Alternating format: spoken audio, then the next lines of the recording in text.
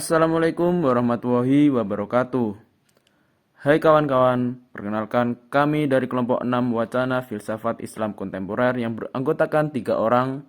Yang pertama, Albef Fahrozi, yang kedua, Siti Nur Hasanah, dan yang ketiga, Selamat Budi Utomo. Dalam tema kali ini, kami akan menyampaikan materi yang berjudul Kritik Arab Muhammad Al-Jabiri dengan penjelasan awal yang akan dibawakan oleh teman saya sebagai berikut ini. Baiklah, selanjutnya mengenai sekilas biografi dari Muhammad Abid Al-Jabiri. Muhammad Abid Al-Jabiri lahir di Fikuik, sebelah selatan kota Maroko, pada tanggal 17 Desember 1935. Ia menamatkan pendidikan dasarnya di Madrasah Huroh Watoniyah.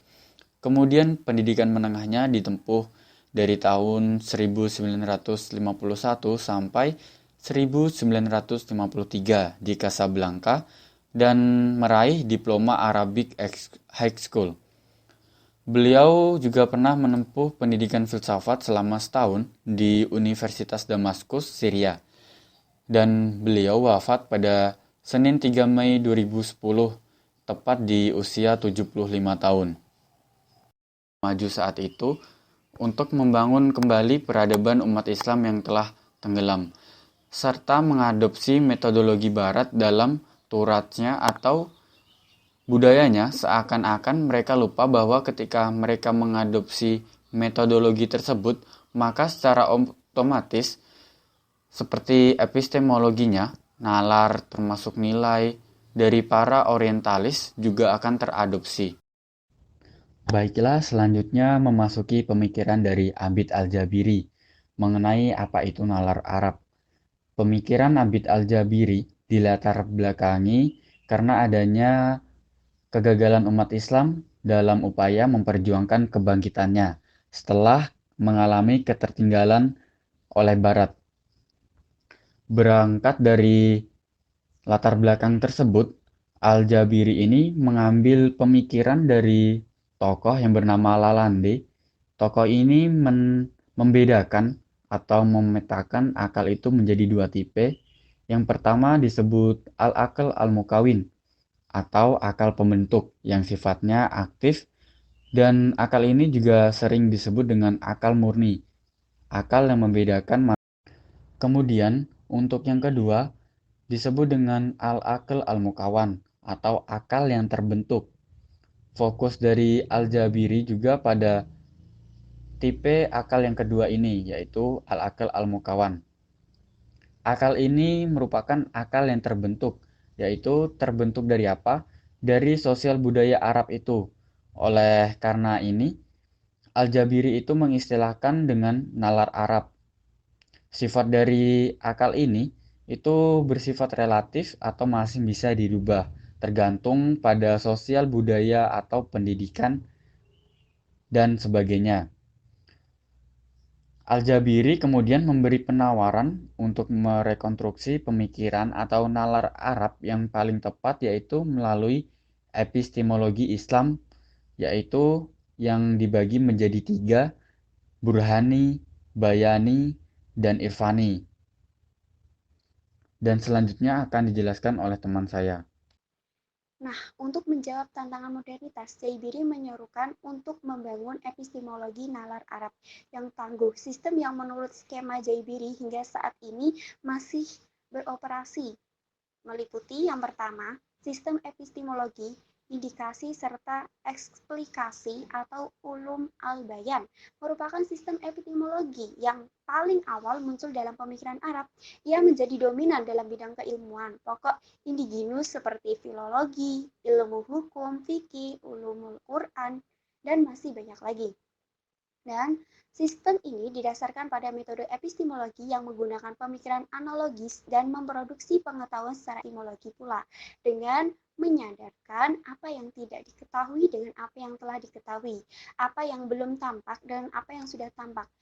Jaibiri sangat menekankan mengenai epistemologi pemikiran Arab kontemporer sebagai jalan untuk menghadapi modernitas. Jaibiri memetakan perbedaan prosedural antara pemikiran yang bermuatan ideologis dengan epistemologis filsafat Arab.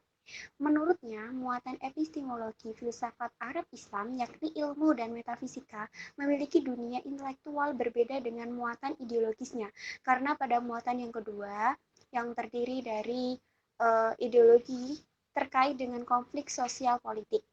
Untuk itu, kemudian dibangun kedua istilah tersebut sering dipakai Jabiri dalam studinya tentang akal Arab. Mengenai disiplin atau ulum al-irfan yang didasari pada wahyu dan pandangan dalam sebagai metode epistemologinya dengan memasukkan sufisme merupakan penafsiran esoterik terhadap Al-Quran dan orientasi filsafat iluminasi. Yang ketiga, disiplin bukti eferensial atau ulum al-burhan yang didasarkan atas pada metode epistemologi melalui observasi empiris dan inferensiasi intelektual jika disingkat atau mudah dipahaminya, di mana metode bayani adalah rasional, metode irfani adalah intuitif, dan ketiga, metode burhani adalah empirik dalam epistemologi umumnya. Hermeneutika yang ditawarkan oleh Al-Jabiri ini bersifat negosiatif. Dalam artian ini, ada kompromi antara pembaca dan teks yang dibaca. Lebih dalam, Al-Jabiri memiliki konsep tersendiri dalam menginterpretasikan sebuah teks, yakni 1. Al-Fasl. Al-Fasl ini merupakan langkah mengatasi masalah objektivitas dalam pembacaan, diimplementasikan dalam Al-Quran dengan menanggalkan dari segala atribut yang melengkapinya yang tercantum sebagai hasil penafsiran dan segala jenis pemahaman atasnya. Dalam konsep ini, beliau mendapatkan pemahaman dari kolaborasi teks dan kronologi sejarah. Yang kedua, Al-Wasl. Al-Wasl ini merupakan upaya mencapai sebuah rasionalitas dalam memahami Al-Quran dan dilakukan dengan membawa makna asli Al-Quran ke dalam konteks masa sekarang. Selanjutnya yaitu gagasan Al-Jabiri dalam rangka menginterpretasikan sebuah teks Al-Quran adalah dengan memenuhi 3 tahapan diantaranya yaitu: pertama, penafsir melakukan investigasi fenomena linguistik teks. Kedua, penafsir harus mengosongkan dirinya dari segala bentuk kepentingan melalui kerja imajinasi dan wawasan. Ketiga, melakukan rekonstruksi untuk memasukkan kondisi untuk mendapatkan hasil yang hendak dicapai. Kajian tafsir Al-Jabiri dalam kitabnya Fahmu Al-Quran, beliau mengabstraksikan dalam 3 tahapan, yakni tahapan Makkah pertama.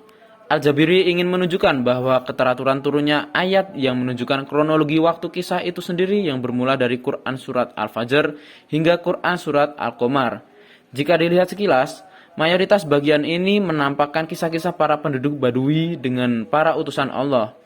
Maknanya, di sana menunjukkan para nabi lebih dahulu diturunkan daripada para utusan Allah kepada Bani Israel.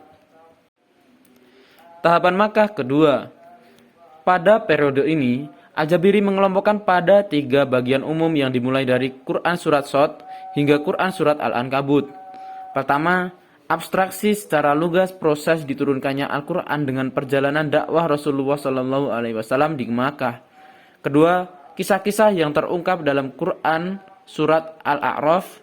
Dan ketiga, kisah individual, kisah tersendiri yang tidak berhubungan dengan perjalanan periode Madinah. Periode ini berkutat penuh dengan dakwah Nabi di Madinah. Proses ini bermula dari tahun pertama Hijriah, tepatnya pada hijrahnya Nabi dan kaum Mujahirin hingga wafatnya Rasulullah SAW. Periode ini tidak terlepas dari kisah Rasulullah SAW bersama kaum Yahudi dan Nasrani. Kesimpulannya adalah Muhammad Abid Al-Jabiri merupakan sosok besar dalam metode penafsiran Al-Quran. Beliau lahir di Maroko Tenggara pada tahun 1953 dan beliau wafat pada tahun 2010 silam. Metode tafsir yang disuguhkan Al-Jabiri adalah konsep fasal dan wasal. Al-wasal adalah sebagai langkah mengatasi problem objektivitas dalam pembacaan, diaplikasikan dalam Al-Quran dengan menanggalkan dari segala atribut yang menyertainya yang termaktub sebagai hasil penafsiran dan segala untuk pemahaman atasnya. Al-wasl adalah sebagai upaya mencapai sebuah rasionalitas dalam memahami Al-Quran yang dilakukan dengan membawa makna otentik Al-Quran ke dalam konteks masa sekarang.